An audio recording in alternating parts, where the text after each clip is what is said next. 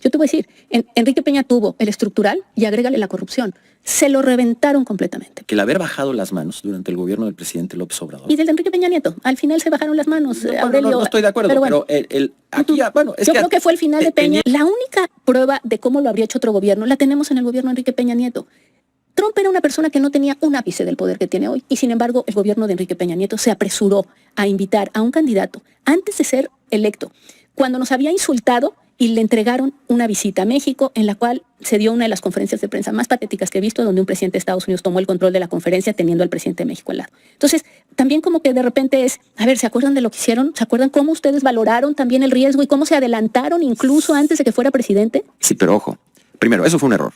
Punto. No lo voy a defender, fue un error. Esa invitación. Yo le veo comparativamente una fortaleza respecto al pasado. Sí.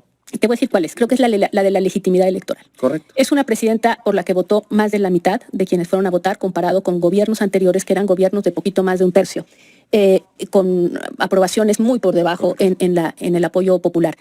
Me parece que sí es un instrumento y que sí es una fortaleza, que sí le da a la presidenta una fortaleza frente en una conversación con el mundo exterior y en este caso con Trump, que sabe que no está hablando con una presidenta como en su momento empezó a burlarse de Trudeau, Trump, sabiendo que estaba muy debilitado internamente. Él sabe que la presidenta tiene un gran respaldo y creo que ese es un punto que no tuvieron ni Peña Nieto ni Calderón, por poner solo ellos dos. Bueno, es más, creo que hasta ni Andrés Manuel, en el tema del porcentaje de la población que la respalda. Pues ahí te diría dos cosas. Eso es totalmente cierto. Circunstancias existen. Déjame preguntarte, si no la debilidad máxima en realidad que enfrentamos, aunque creo que todo esto pesa de forma que no sé qué tan marginal es, pero lo sustantivo que es, en realidad la debilidad máxima que le veo a México frente a Estados Unidos es la penetración del crimen organizado. Y esa no se inventó ahorita, correcto. Quizá no se combatió efectivamente, o más bien no se combatió como se debía durante el sexenio de Andrés Manuel López Obrador. Yo creo que tampoco se combatió como se debía en el sexenio de Enrique Peña Nieto y creo que tampoco en el de Calderón. Entonces, lo que creo es que hemos tenido evidencia brutal de la penetración del crimen y ahí sí ponen a la presidenta en una situación de increíble vulnerabilidad porque en cualquier momento le pueden, con información, básicamente ir a decirle lo que le está diciendo Trump de que en realidad el país lo manejan los narcos. No es que sea así, pero es que tiene un punto cuando sabemos que hay presidentes municipales, que hay gobernadores más o menos cómplices de la acción criminal y creo que ese punto es el que nos dejó en esta coyuntura internacional literalmente en manos, digamos, del ogro del norte. Sin duda, y efectivamente es un problema estructural y yo estoy de acuerdo contigo, es algo que ningún gobierno ha presentado una solución, por lo menos que se encamine a que lleguemos a buen puerto. En eso estoy de acuerdo. Pero sí creo también que el haber bajado las manos durante el gobierno del presidente López Obrador. Y del de Enrique Peña Nieto. Al final se bajaron las manos, Aurelio. No estoy de acuerdo, pero aquí ya, bueno, es yo creo que fue el final de Peña y el inicio de Andrés Manuel. Bueno, todo. Lo podemos discutir. Pero quienes dijeron abrazos no balazos y tuvieron una política explícita de decir no vamos a combatir al crimen porque esto se arregla de manera distinta y donde hay una evidencia contundente, por donde lo veas, de estadísticas, de no acción de la policía, de crecimiento del control territorial del crimen organizado en distintos lugares, incluso, por ejemplo, con un fenómeno. Hay zonas en donde a lo mejor no hay mucha violencia porque domina un cártel. Sí, pero eso es pérdida total de soberanía y de independencia. Sí. Eso creció mucho más.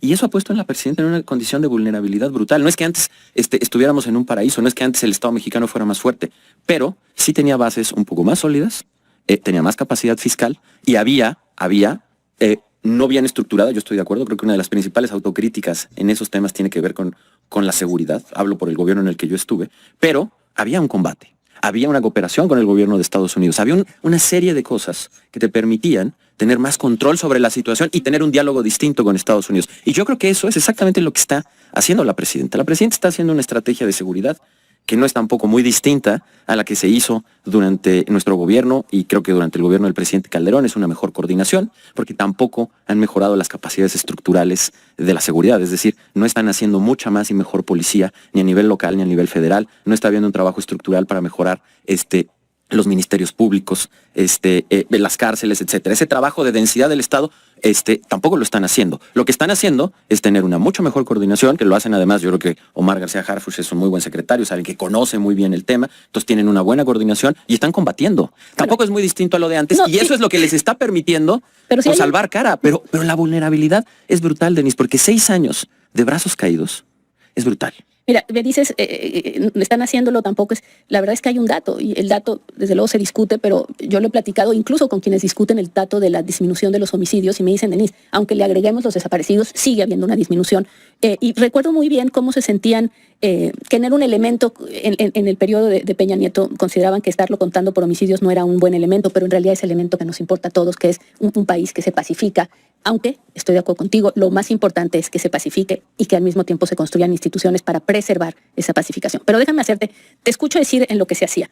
La verdad es que con todas estas críticas, algunas han sido muy duras, creo, a la presidenta en este tema de que es una banalidad, lo de la cabeza fría y el sometimiento y el entreguismo. La única prueba de cómo lo habría hecho otro gobierno la tenemos en el gobierno de Enrique Peña Nieto. Trump era una persona que no tenía un ápice del poder que tiene hoy, y sin embargo el gobierno de Enrique Peña Nieto se apresuró a invitar a un candidato antes de ser electo, cuando nos había insultado, y le entregaron una visita a México en la cual se dio una de las conferencias de prensa más patéticas que he visto, donde un presidente de Estados Unidos tomó el control de la conferencia teniendo al presidente de México al lado. Entonces, también como que de repente es, a ver, ¿se acuerdan de lo que hicieron? ¿Se acuerdan cómo ustedes valoraron también el riesgo y cómo se adelantaron incluso antes de que fuera presidente? Sí, pero ojo, primero, eso fue un error. Punto. No lo voy a defender. Fue un error. Esa invitación a Trump. Así lo creo. Y así también lo expresé en su momento. Ahora, dicho esto, esa no fue la constante. Después de eso, hubo una tensión en donde, y lo recordarás, no solamente se inició una negociación muy complicada, pero que terminó siendo bastante favorable a México, y hubo distintos momentos en donde el presidente Enrique Peña Nieto, el expresidente, le dijo que no a Trump, públicamente. Lo dijo en las negociaciones, hubo varias salidas a cadena nacional, recordarás, en donde marcó una distancia clara frente a lo que se estaba haciendo.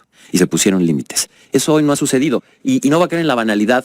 O sea, a ver, yo estuve en un gobierno, entiendo el problema. Y por eso te digo, y por eso empecé así diciendo, la crítica que se hace, la que yo hago a la presidenta, y yo por eso, si te fijas en lo que yo escribí, no estoy criticando exactamente las acciones de la presidenta, sino el contexto en donde Morena debilitó, y creo que se puso, y hoy la presidenta está en un contexto de todavía mayor debilidad, Denise, que ellos mismos lo crearon. Es que en este momento la presidenta tenga más margen, es difícil, pero te voy a decir algo. Lo que te venía diciendo anteriormente, ellos solitos fueron creando una condición de mayor debilidad en la cual no tiene, prácticamente no tiene margen. Aún así, yo pienso que hay más alternativas. Yo creo que otro problema... Vamos a ir a las alternativas, pero déjame nada más preguntarte algo porque me parece interesante.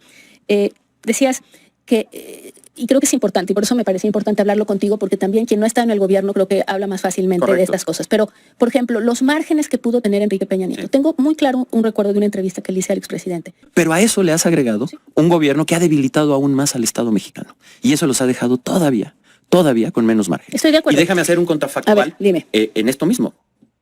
¿Qué pasaría? Vamos a pensar, vamos a imaginar, porque efectivamente los contrafactuales, bueno, ¿cuál fue el siguiente gobierno? El de Peña Nieto. Ok, claro, pocos márgenes sí, pero tuvo más. Peña Nieto fue un presidente que en muchas cosas públicamente, bueno, tú me decías es el único contrafactual cercano, es el único. Sí. En ese contrafactual cercano, el expresidente Peña Nieto en distintas ocasiones públicamente le dijo que no a Trump. Y se hicieron, y se caminó y se avanzó. Ok, hoy es un momento distinto, pero hagamos un ejercicio contrafactual sobre este mismo Trump, que es un Trump más agresivo, etcétera. Reloaded, potente. Simplemente si nos hubiéramos quedado en una constante.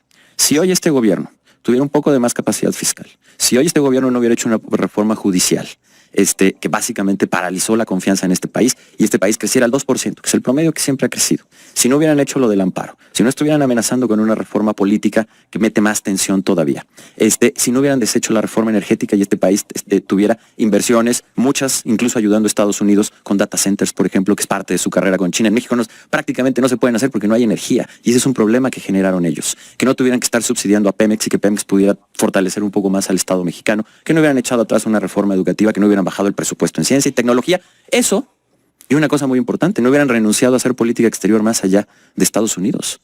¿Con quién tiene diálogo México? ¿En qué momento hemos visto un diálogo estratégico de México con Canadá o con la Unión Europea o con Sudamérica? Nos hemos concentrado en estar ahí y se ha desperdiciado y se ha maltratado mucho al servicio exterior, que es parte de esa capacidad del Estado. Si no hubieran hecho todo eso, no lo sabemos, pero posiblemente hubiera más alternativas, y dentro de un mundo muy complicado, a lo mejor la presidenta podría tener, incluyendo, si no hubiera pasado, y eso no es culpa de ella, pero 6 años de abrazos, no balazos, y hubiera un poco de mayor control territorial y una mejor relación en la cooperación con Estados Unidos, pues a lo mejor tener un poco más de maniobra para no tener que responder siempre cabeza fría y voltearse para el otro lado. Yo sé que está en una situación muy difícil y creo que en ese contexto lo ha hecho bien y lo he dicho públicamente, pero no podemos dejar de ver que su gobierno, su movimiento, han dinamitado parte de las fortalezas del Estado. Que era un Estado débil, sí, por eso tiene dos respuestas, digamos, pero tampoco no podemos... ha contribuido a construirlas más que dinamitarlas que haría. También bueno, ha dinamitado algunas y no podemos dejar de verlo porque es algo que le ha hecho mucho daño al país y que está teniendo una consecuencia ahí. Y simplemente decir, bueno, es que como México es muy débil y siempre lo ha sido y no tiene márgenes, pues entonces está muy bien lo que está haciendo la presidenta. No, hay que señalarlo, sí, porque totalmente. Además sí tienen una responsabilidad en ello. Sin duda. Y el punto no es nada más para decir, correcto, pobre, hay que justificarlo, sino para llegar a otro punto correcto, al que quiero llegar. Pero déjame preguntarte solo una cosa. Yo le veo comparativamente una fortaleza respecto al pasado. Sí. Y te voy a decir cuál es. Creo que es la de la legitimidad electoral. Correcto. Es una presidenta por la que votó más de la mitad de quienes fueron a votar, comparado con gobiernos anteriores que eran gobiernos de poquito más de un tercio, con aprobaciones muy por debajo en el apoyo popular. Me parece que sí es un instrumento y que sí es una fortaleza, que sí le da a la presidenta una fortaleza frente en una conversación con el mundo exterior y en este caso con Trump, que sabe que no está hablando con una presidenta como en su momento empezó a burlarse de Trudeau, Trump, sabiendo que estaba muy debilitado internamente. Él sabe que la presidenta tiene un gran respaldo y creo que ese es un punto que no tuvieron ni Peña Nieto ni Calderón, por poner solo ellos dos. Bueno, es más, creo que hasta ni Andrés Manuel, en el tema del porcentaje de la población que la respalda. Pues ahí te diría dos cosas. Eso es totalmente cierto. Ahora, esa fortaleza en todo caso no la está utilizando, porque no se está apoyando en ella para plantear o siquiera plantear alguna alternativa frente a Trump. Por lo menos públicamente no sabemos que estén negociando. Segundo, siendo cierto eso, sobre todo en las relaciones de poder internacionales, si bien siempre es un factor que ayuda y apoya, no es el único. Ni siquiera es el más importante. Pero, es decir, pero te la piensas, ¿eh? Sí, pero tú puedes ser muy popular, pero pues si no puedes controlar tu territorio, si no crece tu economía, si no puedes desarrollar proyectos energéticos, si tienes destruida tu educación, si no puedes repartir medicinas, pues ¿dónde están tus márgenes? Si tienes rendida tu diplomacia, pues muy bien, qué bueno que tengas esa popularidad, te da fortaleza, pero uno, en este caso creo que tal vez no se haya utilizado tanto, no lo sabemos. Y segundo, en las relaciones internacionales importa, pero importan también esos factores. Sí, pero bueno, ojalá lo utilizara más.